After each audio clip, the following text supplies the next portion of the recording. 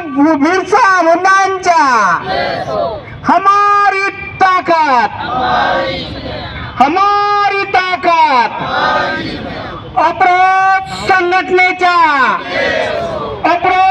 संघटनेच्या असा कसा देत नाही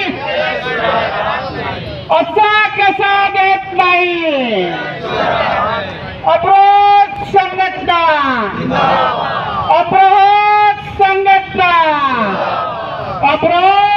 संघटना बाबासाहेब आंबेडकरांचा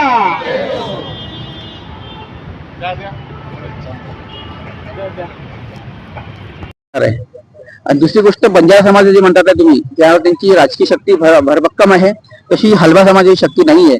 एक आमदार होता ते मोठ्या मुश्किलीने त्याला सांभाळलं 15 वर्ष, त्यांना त्या परीने जेवढं करता आलं केलं त्यांनी, पण आता सध्या नाहीये. फक्त एक आम्हाला एक आशेची किरण आहे, ते फक्त दटके साहेब आहे, ते आपल्या परीने करतात आहे. एक आशेवर आम्ही जगतोय. इथे एक दिवसीय धरणे आंदोलन होत आहे. 3 मागण्या प्रामुख्याने खडगे साहेबांनी सांगितलेल्या आहे. हे जे सरकार जे आहे हे चप्पड सरकार आहे. तुम्ही जर का असं बसत राहिले तर काहीतरी तुम्हाला असं फेकून मारेल, मग तुम्ही वापस जाणार. पण या सरकारने आमच्यावर जे जे काही होतं भरपूर काही दिलेलं आहे, पण हे क्षुल्लक आहे आणि ते क्षुल्लक जे आहे खूप महत्वाचे आहे.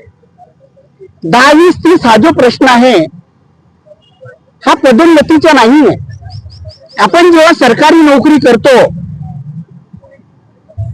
नोकरी केल्यानंतर तो त्या पिरियड पर्यंत पूर्ण करतो, म्हणून त्याला तो भाग एक पैसा वाढवून देणे, एक इन्क्रीमेंट देणे, त्याला पदोन्नती नाही म्हणता येणार. पदोन्नती कशी असते? माणूस कामाला लागला, नोकरीवर लागला, 6 महिन्यात, 1 वर्षात, 2 वर्षात त्याचे प्रमोशन होतो. प्रमोशन वाढलं की त्याचे ऑटोमॅटिक इन्क्रीमेंट वाढते. याच्यामध्ये ते तसं नाहीये. तुम्हाला ती जे स्लॅब आहे 10 वर्ष, 20 वर्ष, 30 वर्ष हे पूर्ण करावंच लागेल, त्यानंतरच तुम्हाला त्याचा आधार मिळेल. यासाठी आम्ही 10, 20, 30 त्याप्रमाणे जे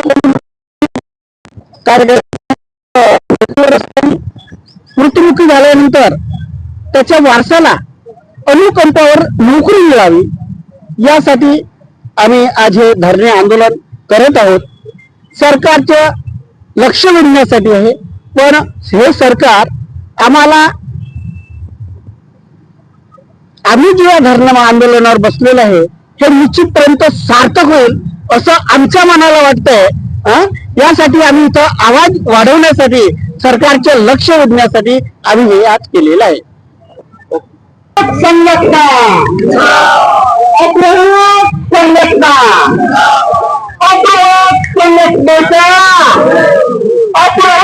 संघटनेच्या असा कसा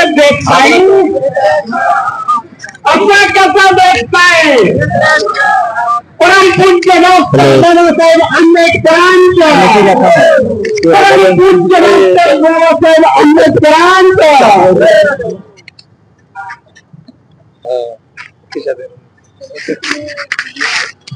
पूर्ण महाराष्ट्रभर आफ्रो संघटनेच्या वतीने एक दिवसीय धरणं आंदोलन आयोजित करण्यात आलेलं आहे. त्याच अनुषंगाने एकूण महाराष्ट्रामध्ये 22 जिल्ह्यामध्ये आज प्रत्येक जिल्हाधिकाऱ्यासमोर धरणे आयोजित करण्यात आलेले आहे. त्यापैकी नागपूर जिल्ह्यामध्ये सुद्धा संविधान चौक, रिव्हर बँक चौक, नागपूर येथे सुद्धा होत आहे. त्या संघटनेचा आणि आजच्या धरणे आंदोलनाचा उद्देश एकच आहे की 2019 मध्ये जे अधिसंख्य करण्यात आलेलं होतं बहिरा प्रकरणामध्ये, ते अजूनही क्लिअर झालेलं नाहीये. त्यामधनं बऱ्याचशा मागण्या क्लिअर झालेल्या आहे. आणखी उर्वरित 3 मागण्या आहेत, त्या आमच्या मूळ मागण्या आहेत. मूळ मागणीपैकी एक मागणी अशी आहे की कर्मचारी, अधिसंख्य झालेला कर्मचारी जर मृत झाला तर त्याला मय्यत म्हणून त्याच्या वारसाला नोकरी लावावी. नंबर 2, आश्वासित प्रगती योजना आहे 10, 20, 30.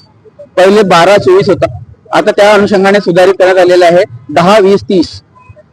ही सुद्धा सुधारित आश्वासित प्रगती देण्यात यावी.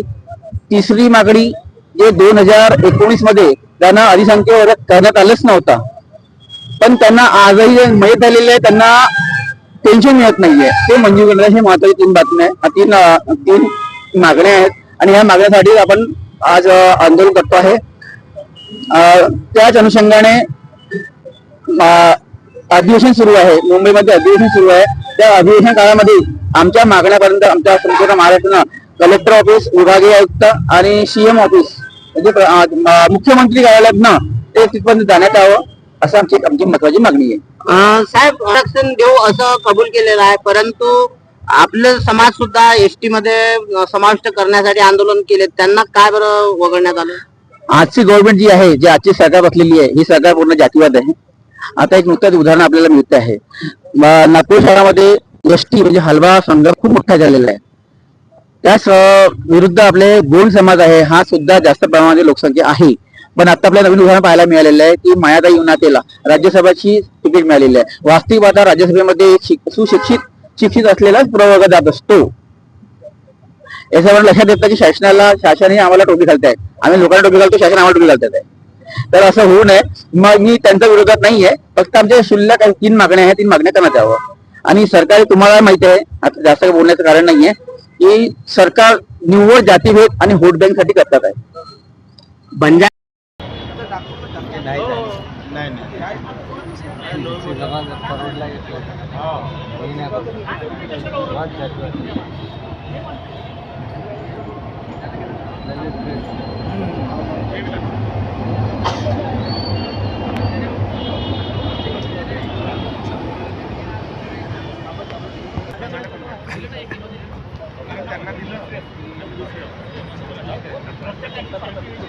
आहे का?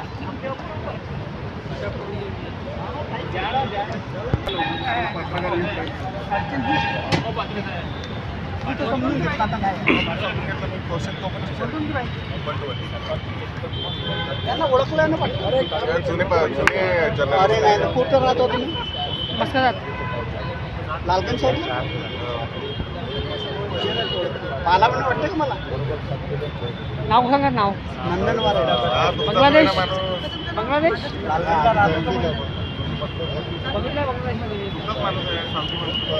नाव?